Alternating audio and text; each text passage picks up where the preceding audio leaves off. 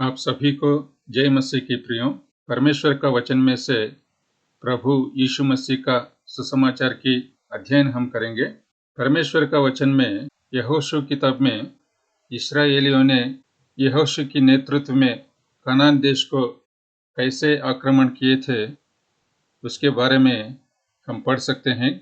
सबसे पहले यहोशू के नेतृत्व में इस्राएलियों ने यरीहो शहर को आक्रमण किए थे, लेकिन यरीहो शहर को आक्रमण करने के पहले यहोशू ने यरीहो का भेद लिया जाने के लिए 2 भेदियों को यरीहो में भेजे थे। वे 2 भेदियों ने यरीहो पहुंचकर राहाब नामक एक वेश्या के घर में पहुंचे थे। जब वे दोनों राहाब के घर पहुंचे, इस विषय के बारे में यरीहो का राजा को पता चला। तुरंत उस राजा ने उन भेदियों को पकड़ने के लिए अपने मनुष्य को राहाब का घर भेजा। तब राहाब ने उन दोनों भेदियों को अपना घर के छत पर छिपाकर यरीहो का राजा के मनुष्य को वे भेदियों ने अपने घर से चला गया करके बता दिया। तो वे लोग चले गए यरीहो शहर के बाहर उन भेदियों को पकड़ने के लिए। तुरंत राहाब ने छत पर जाकर दोनों भेदियों को अपना घर की खिड़की से एक रस्सी बांधकर यरीहो शहर की बाहर की तरफ उनको उतार दिया था, क्योंकि राहाब का घर जो है शहर पनाह पर बना था। वे दोनों भेदियों ने राहाब के घर से निकलने से पहले हम यह पढ़ते हैं, यहोशू 2 अध्याय 18 से लेकर 20वीं आयत तक। सुन, जब हम लोग इस देश में आएंगे, तब जिस खिड़की से तूने हमको उतारा है उसमें यही लाल रंग के सूत की डोरी बांध देना, और अपने माता पिता भाइयों वरना अपने पिता के सारे घराने को इसी घर में अपने पास इकट्ठा कर रखना। तब जो कोई तेरे घर के द्वार से बाहर निकले, उसके खून का दोष उसी के सिर पड़ेगा। परंतु यदि तेरे संग घर में रहते हुए किसी पर किसी का हाथ पड़े, तो उसके खून का दोष हमारे सिर पर पड़ेगा। तो प्रियो, इन आयतों में हम देख सकते हैं कि इस्राएल की सेना यरीहो पर आने वाली थी और यरीहो शहर को नाश करने वाली थी। राहाब ने परमेश्वर का भय माना, यहोवा परमेश्वर पर विश्वास रखी और उन भेदियों से कही थी अपने सारे घराने को बचाने के लिए, क्योंकि इस्राएल की सेना यरीहो को नाश करने वाली थी।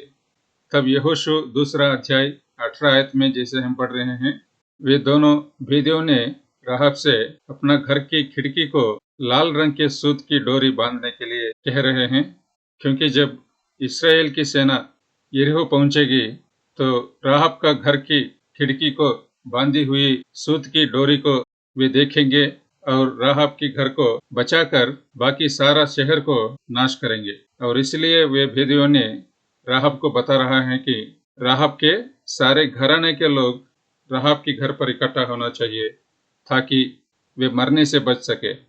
और जो कोई राहाब के घर से बाहर निकलते हैं वह मारा जाएगा, जो कोई घर के अंदर रहेगा वो मरने से बच जाएगा। और ठीक उसी प्रकार जब यहोशू के नेतृत्व में इस्राएली यरीहो को नाश किया था, राहाब का घर को बचाकर पूरा शहर को नाश किया था। राहाब यहोवा परमेश्वर पर विश्वास रखने के द्वारा राहाब और उनके सारे घराने के लोग परमेश्वर का दंड से बच गए करके इन आयतों में प्रियो हम देख सकते हैं। यह घटना जो है आत्मिक रीति से एक महत्वपूर्ण सच्चाई को दर्शाता है करके हम देख सकते हैं। परमेश्वर का वचन में प्रियो, रोमियों की किताब 3 अध्याय 23 आयत में लिखा है कि इसलिए कि सबने पाप किया है और परमेश्वर की महिमा से रहित हैं। इस संसार के सारे लोग परमेश्वर के विरुद्ध पाप करके परमेश्वर की महिमा से रहित है करके हम देख सकते हैं। और रोमियो 6वें अध्याय 23 आयत में, क्योंकि पाप की मजदूरी तो मृत्यु है, परंतु परमेश्वर का वरदान हमारे प्रभु मसीह यीशु में अनंत जीवन है। परमेश्वर मनुष्य बनकर यीशु मसीह के रूप में आया और अपने आप को क्रूस पर बलिदान के रूप में चढ़ाकर संसार के लोगों को अपने पापों से बचाने के लिए अपना लहू बहाया करके परमेश्वर के वचन में हम देख सकते हैं।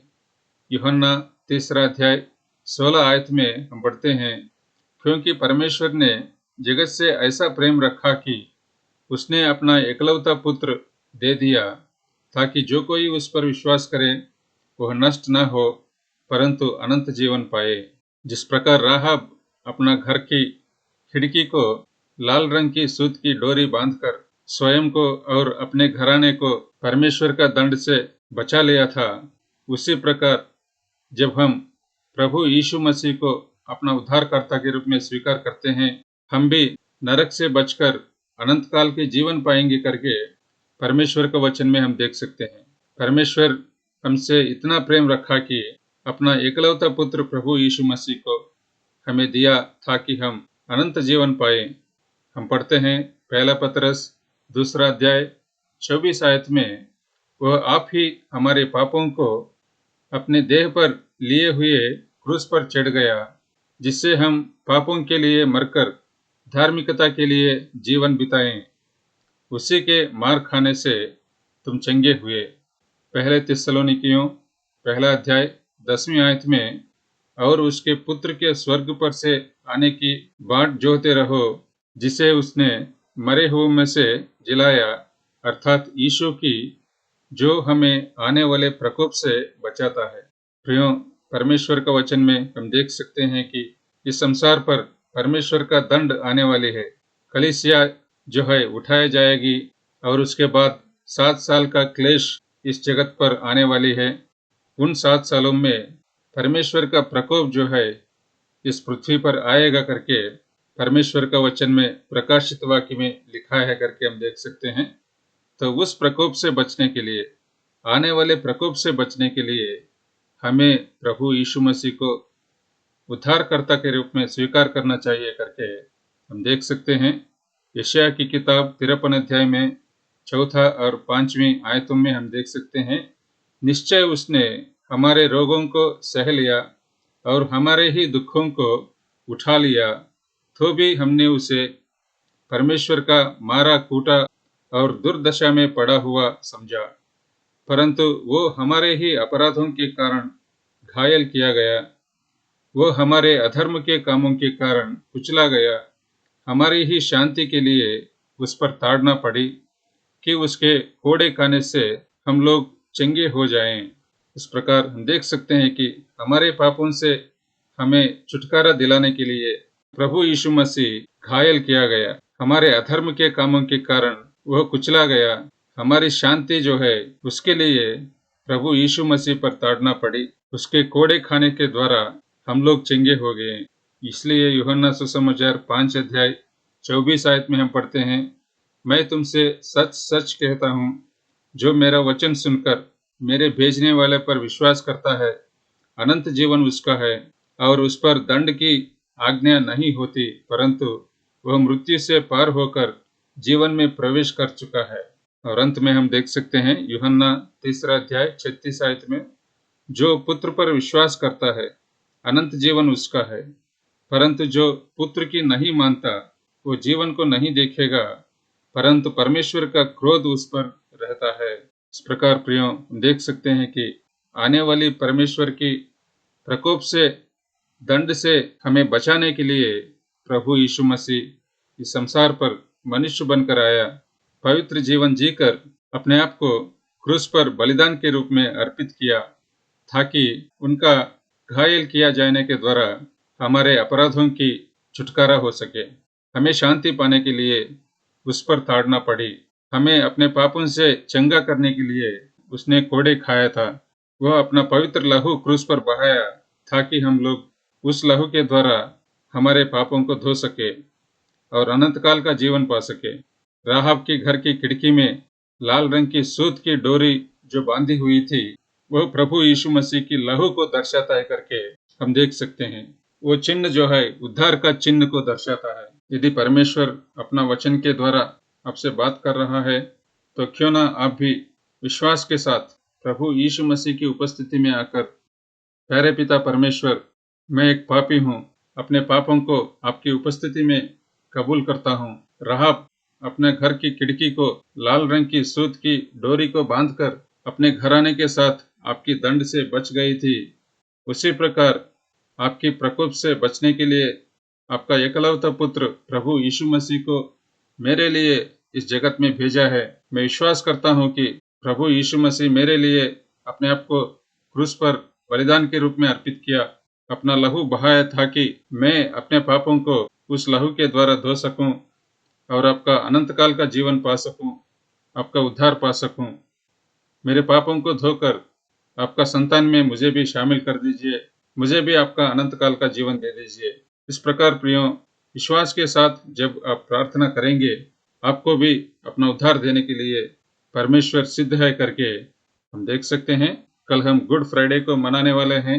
गुड फ्राइडे का संदेश को हमें जानना चाहिए। संसार के लोगों को उद्धार देने के लिए प्रभु यीशु मसीह क्रूस पर अपने आप को अर्पित करते हुए अपना लहू बहाया। यही होता है गुड फ्राइडे का संदेश।